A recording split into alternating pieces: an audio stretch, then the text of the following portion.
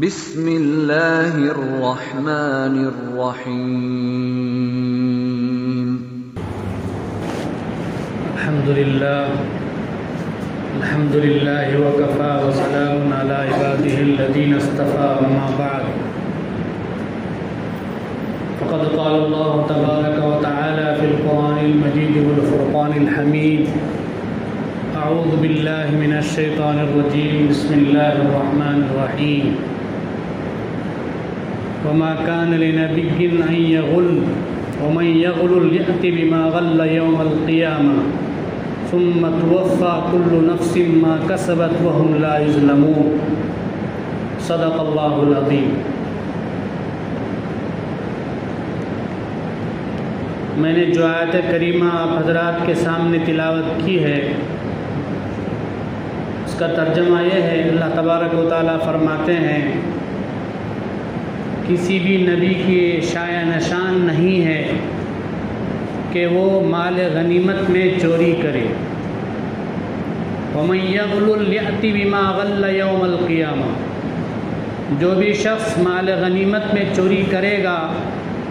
وہ اپنی چوری کی ہوئی چیز کو قیامت کے دن لے آئے گا۔ ثُمَّ تُوَفَّى كُلُّ نَفْسٍ مَا كَسَبَتْ، پھر ہر شخص کو اس کے عمل کا پورا بدلہ دیا جائے۔ وَهُمْ لَا يُظْلَمُونَ، اور ان پر ذرہ برابر ظلم نہیں ہوگا۔ مفسرین کرام فرماتے ہیں کہ جنگ بدر میں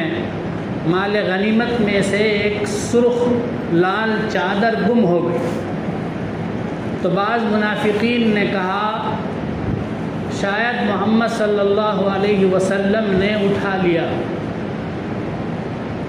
تو ان منافقین کی تردید میں یہ آیت نازل ہوئی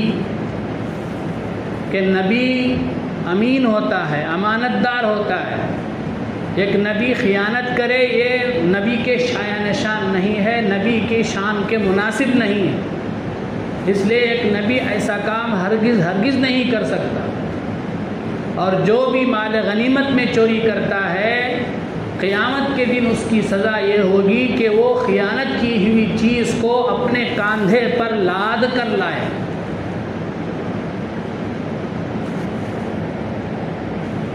ایک صحابی فرماتے ہیں جنگ خیبر میں اللہ نے ہم کو فتح عطا فرمائی، کامیابی عطا فرمائی، مگر اس جنگ میں ہم کو نہ تو سونا ملا نہ تو چاندی ملی، صرف چند سامان ملے اور چند کپڑے ملے۔ ہم جنگ سے واپس ہو رہے تھے تو ایک وادی میں ہم صحابہ کرام اور اللہ کے نبی صلی اللہ علیہ وسلم تھوڑی دیر کے لیے رکے،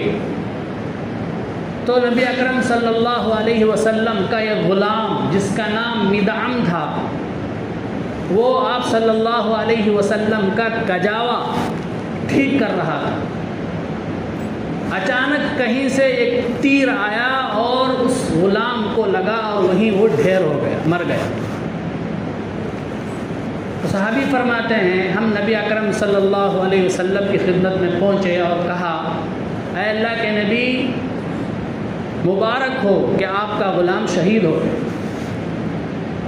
تو اللہ کے نبی صلی اللہ علیہ وسلم نے فرمایا میں دیکھ رہا ہوں کہ مال غنیمت میں سے جس چادر کو اس نے چرایا ہے وہ چادر آگ بن کر اس کو لپٹی ہوئی، اس حالت میں شہادت کی مبارک بادی کیسی؟ صحابہ کرام سہم گئے، ڈر گئے، نبی کا خادم تھا، غلام تھا، کتنا بڑا سعادت مند تھا، کتنا بڑا خوش نصیب تھا،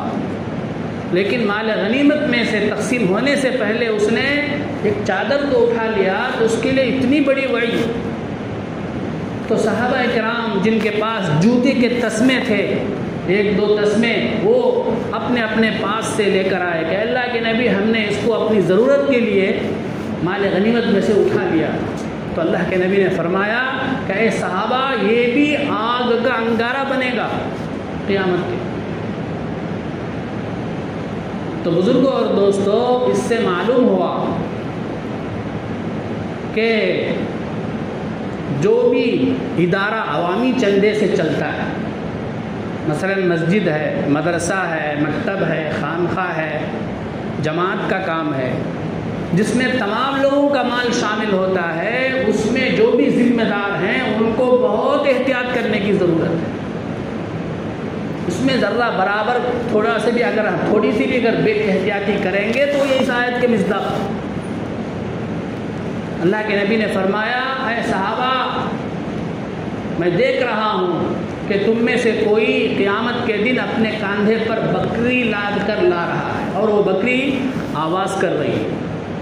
کسی کو دیکھتا ہوں کہ وہ اپنے کاندھے پر گھوڑا لاد کر لا رہا ہے اور وہ آواز کر رہا ہے۔ کسی کو دیکھتا ہوں کہ وہ اپنے کاندھے پر اونٹ کو لاد کر لا رہا ہے اور وہ آواز کر رہا ہے، اور اعلان ہوتا ہے اللہ کی طرف سے، یہ وہ شخص ہے جس نے لوگوں کے مال میں خیانت کی۔ تو سب کے سامنے جو ہے اس کی رسوائی ہوگی، اس کی ذلت ہوگی۔ تو اس لیے بزرگوں اور دوستوں، جو بھی ادارہ عوامی چندے سے چلتا ہے یا وقف کا مال ہے، وقف کی جائیداد ہے، اس میں سب لوگوں کا حق ہوتا ہے۔ اب اس کا جو ذمہ دار ہے وہ خود اپنے استعمال میں لے کر آئے، اپنی ضرورت میں ان چیزوں کو خرچ کرے، تو یہ بہت ہی بڑا جرم ہے اور اس کا حساب جو ہے اللہ کے پاس اسے دینا پڑے گا۔ کسی خاص آدمی کا مال چورا لیں، یہ بھی جرم ہے، یہ بھی گناہ ہے، لیکن اگر آدمی توبہ کرنا چاہے، تلافی کرنا چاہے، تو اس کی صورت بہت آسان ہے کہ صاحب مال کے پاس جائے، مالک کے پاس جائے اور جا کر معافی مانگ لے، وہ معاف کر دے تو معاف ہو جائے گا۔ لیکن جس میں تمام لوگوں کا چندہ شامل ہو، اس میں اگر ہم 1 روپیہ بھی اٹھائیں گے، اگر ہم توبہ کرنا چاہیں تو پھر تلافی کے لیے جتنے لوگوں کا مال اس میں شامل ہوا ہے سب سے جا کے معافی مانگنی پڑے گی۔ کوئی آسان ہے کیا؟ بہت ہی مشکل ہے۔ اس لیے بزرگوں اور دوستوں،